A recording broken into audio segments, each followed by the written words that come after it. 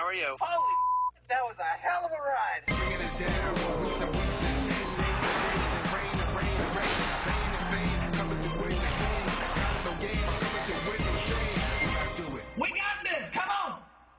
Travis Pastrana in action. We were sadly reminded today that the danger is very real in that the freestyle community lost one of its own. Jim McNeil died in a crash while practicing for the pre-race Texas NASCAR race. Tell me a little about Jim, Travis.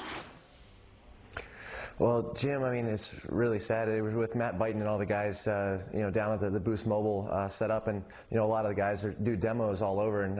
And Jim was one of the guys that's just been around from the start, and definitely one of the guys that you would never, he hadn't crashed in a long time. Like he's dialed in on what he does, and it's a tragedy. There's been a lot of unfortunate accidents that have happened, with Dana and everything here recently, and.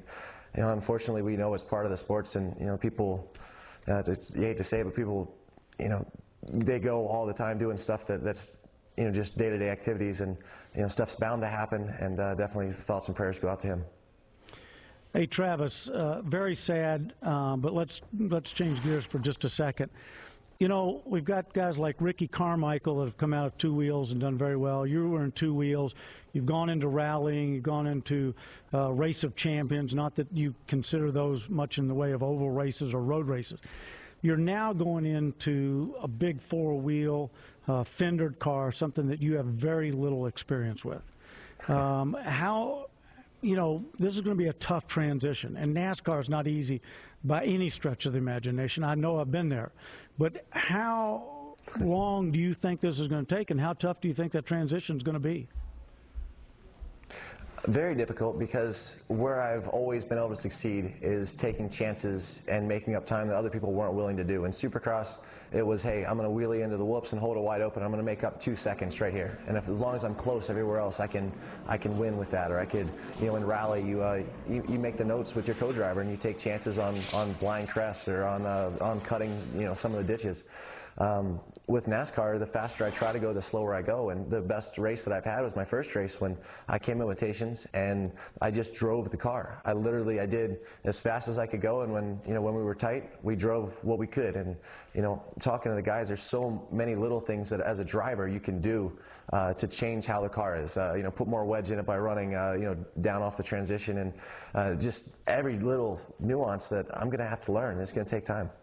NASCAR, like all sports competing for media attention, Travis, are looking to hook that younger male audience, which I assume is pretty well represented, for example, in your MTV show Nitro Circus. Have you been part of discussions with the marketing people at NASCAR and at Michael Waltrip Racing about how to attract those kids to stock car racing, or do you focus on the racing part of it and let somebody else deal with the marketing questions? Yes and no. I mean, it's definitely, since Ricky Carmichael came over, all the motorcycle industry, they really pay attention. And, I start watching a lot more now the truck series, especially with Matt Crafton, and now starting to know some guys in there. And, I think it's almost as much about, for the fans as who and, what's going on. But for me, nothing matters unless I can figure out how to get that Boost Mobile car up front. If it's not up front, no one's going to care after a year. So my goal is to learn how to drive. Going to be ready in February? Is that the plan? Going to be as ready as I can get. Yes, sir.